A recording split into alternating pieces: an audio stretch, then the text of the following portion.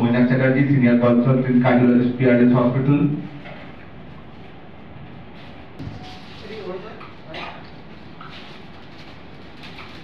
এবং আমাদের দীর্ঘদিনের সাথী সঙ্গীত বাচ্চাটাকে বরণ করে দিলেন। ধন্যবাদ অরূপদা, ধন্যবাদ। সবাইকে পিআরএস হসপিটাল তরফ থেকে আন্তরিক শুভেচ্ছা আর আমাদের কাছে আসার জন্য অসংখ্য ধন্যবাদ। হার্ট আমাদের একটা মূল্যবান অর্গান। এই হার্ট আমাদের সারা শরীরে ব্লাড সাপ্লাই এগুলো সাপ্লাই করে। হার্টজনিত কারণে অনেকেরই হঠাৎ করে বুকে ব্যথা, শ্বাসকষ্ট বা হঠাৎ করে অজ্ঞান হওয়ার প্রবণতা হয়ে থাকে। হার্ট রেগুলার চেক আপ করা উচিত, পার্টিকুলারলি যাদের রিস্ক ফ্যাক্টরসগুলো থাকে, যেমন কারো ডায়াবেটিস, হাইপার টেনশন, কোলেস্টেরলের প্রবলেম, ফ্যামিলি হিস্ট্রিতে কারোর হার্ট অ্যাটাকের হিস্ট্রি বা নিজের কোনো হার্টের সিমটম থাকলে তখন হার্টের রেগুলার পরীক্ষা করা উচিত। হার্টের সিমটম কী করে বুঝবেন? নিজের কাজকর্ম করতে গেলে বুকে ব্যথা, শ্বাসকষ্ট, একটু হাঁটলেই হাঁপিয়ে যাওয়া, এই জিনিসগুলো জেনারেলি কার্ডিয়াক সিমটমস। অনেকের প্রথম সিমটমস পাওয়া যায় না, হঠাৎ করে বুকে ব্যথা নিয়ে হসপিটালে ভর্তি হন। সেই বুকে ব্যথার ক্যারেক্টারটা খুব ইম্পর্টেন্ট, কেন বুকের হার্টের ব্যথা আর বুকের আর গ্যাসের ব্যথা অনেকটা একই রকম। তো যখন কোনো বুকে চাপ ধরে ব্যথা খুব ভারী, তার সঙ্গে শ্বাসকষ্ট, গলাটা চেপে ধরা বা হাতের দিকে যাওয়া, এই সিমটমসগুলো ইগনোর করা উচিত নয়। অবভিয়াসলি তাদের কোনো কার্ডিওলজিস্টের কাছে এসে পরীক্ষা করানো উচিত। মূল্যবান যে টেস্টগুলো আমাদের সিম্পল টেস্ট, যেমন ইসিজি, কোলেস্টেরল চেক করা বা সুগার, প্রেশার, এগুলো কন্ট্রোলে রাখা। নিজের হেলদি লাইফস্টাইল, যেমন ডায়েটের মধ্যে খুব বেশি কোলেস্টেরল রিচ খাবার না খাওয়া, রেগুলার অ্যাক্টিভিটি যেমন সকালে বিকালে একটু মর্নিং ওয়াক করা, এগুলো হার্টকে হেলদি রাখার জন্য ইম্পর্টেন্ট। আর নিজের হার্টের সম্বন্ধে সচেতন থাকা, কোনো হার্টের কোনো সিমটম বা কিছু হলে সেইটাকে ইগনোর না করে আস্তে আস্তে সেই পরীক্ষাগুলো করিয়ে হার্টের রেগুলার ফলো আপে থাকা। এরকমভাবে আপনারা হার্ট ভালো রাখতে পারেন। সুস্থ থাকুন, ভালো থাকুন। চ্যাটার্জি, সুবর্ণাদেব ম্যাম এবং সন্তোষী বাবু, পিআরএস হাসপাতালের তরফ থেকে যারা এসেছেন তাদের প্রত্যেককে ধন্যবাদ।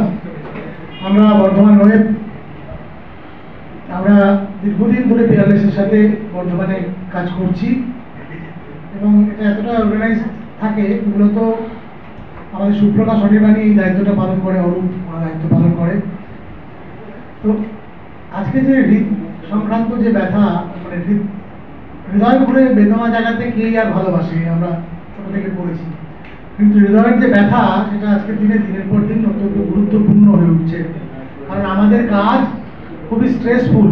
আমাদের কাজের মধ্যে কাজের নেচারটাই এই, প্রত্যেক দিন সকালবেলা যখন আমরা বেরোই তখন মাথায় একগাদা চিন্তা নিয়ে বাড়িতে থেকে বেরোই এবং আবার যখন ঢুকি তখন কিন্তু আমরা অন্য জায়গায় চাকরি করেন তারা চাকরির স্থল থেকে যখন চলে আসে কর্মস্থল থেকে তারা জেনারেলি ফ্রি হয়ে যান, কিন্তু আমাদের কিন্তু চিন্তা নিয়েই ঘুমোতে যেতে হয়, চিন্তা নিয়েই ঘুম থেকে উঠতে হয়। এই যে স্ট্রেস, এটা আমাদের কাজের মধ্যে প্রভাব ফেলে। কিছুদিন আগে আমাদের সহকর্মী আমজাদ বর্ধমানের প্রেস কর্নারে অসুস্থ হয়ে গেছিল। এরকম প্রায় হয়, আগে রথিন হয়েছিল একবার, আমি নিজে হৃদরোগে আক্রান্ত হয়েছিলাম এবং বলতে ভালো লাগছে তখন আমার সহকর্মীরা সবাই পাশে ছিলেন। এটা আমাদের ফ্রেটার্নিটির বৈশিষ্ট্য।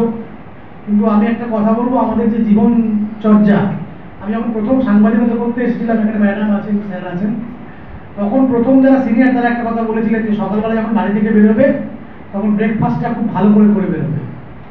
এখন সেটা গুরুত্ব বুঝতে পারি।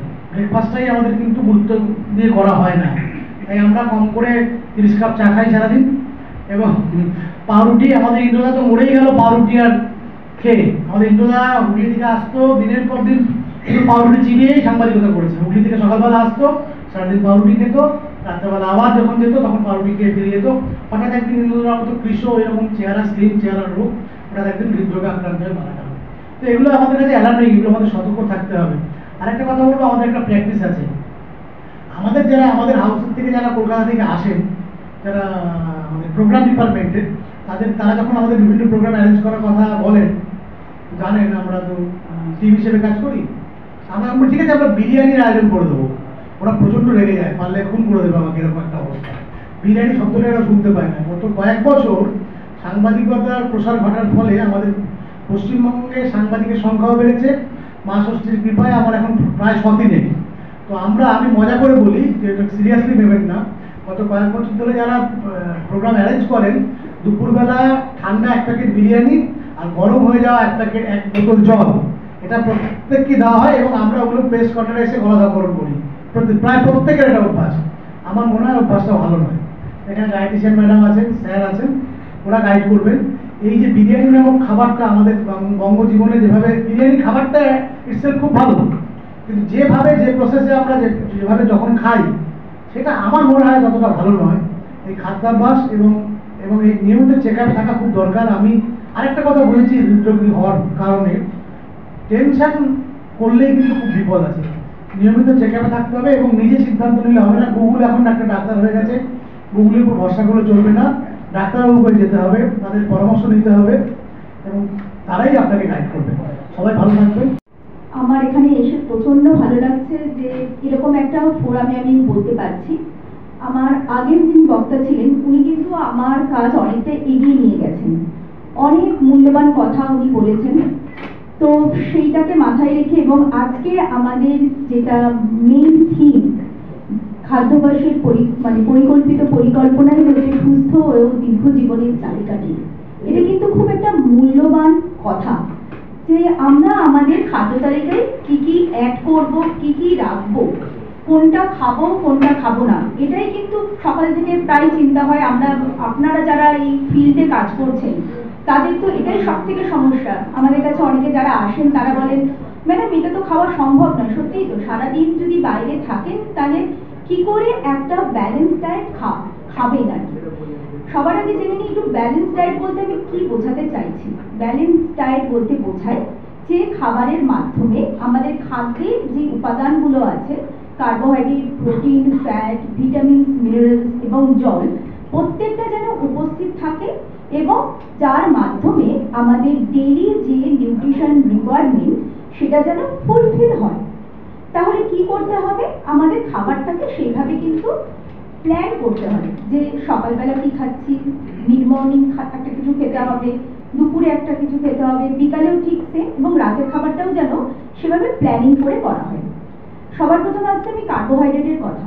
কার্বোহাইড্রেট বলতেই বোঝায়, এটা মোটামুটি আমরা সবাই জানি যে ভাত, রুটি, চিনি, মুড়ি, এগুলোকে সবাই কিন্তু আমরা কার্বোহাইড্রেট বলি। এবার কার্বোহাইড্রেটের মধ্যে কোনটা ভালো আর কোনটা অনেক বেশি করে খাদ্য তালিকায় রাখবো প্রত্যেকদিন এবং কোনটা একটুখানি অ্যাভয়েড করবো, আমি সেটা খুব শর্টেই বলছি। সিম্পল এবং কমপ্লেক্স আমাদের দু রকমের কার্বোহাইড্রেট হয়। সিম্পল কার্বোহাইড্রেট বলতে আমরা চিনি এবং চিনি জাতীয় জিনিসকে বুঝি এবং তার সাথে ময়দা জাতীয় জিনিসও থাকে, কিন্তু এইগুলোকে কিন্তু আমরা অ্যাভয়েড করব।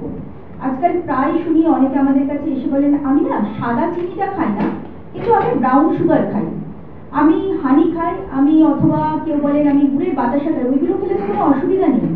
বা অনেকে বলেন আমি নারকেলের চিনি খাই। কিন্তু একটা কথা আমি পরিষ্কারভাবে একটু বলে দিই, চিনি বা চিনি জাতীয় দ্রব্যের কিন্তু ক্যালোরি ভ্যালু কিন্তু একই।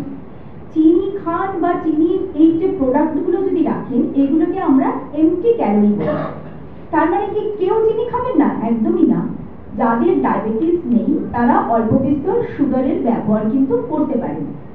আবার অনেকে এসে বলেন যে না না আমি চিনি খাই না, তার বদলে কিন্তু আমি আর্টিফিশিয়াল সুইটনার ইউজ করি। আজকাল তো সবাই বিজ্ঞাপনেই আমরা মেতে রয়েছি, সবাই আমরা বিজ্ঞাপন দেখছি আর সুগার ফ্রি খেলেই রোগা হয়ে যাবো, এটা তো একটা কমন ধারণা হয়ে গেছে। সেই জন্য গাদা গাদা সুগার ফ্রি বিক্রি হচ্ছে। এটা কিন্তু অত্যন্ত একটি ক্ষতিকারক জিনিস।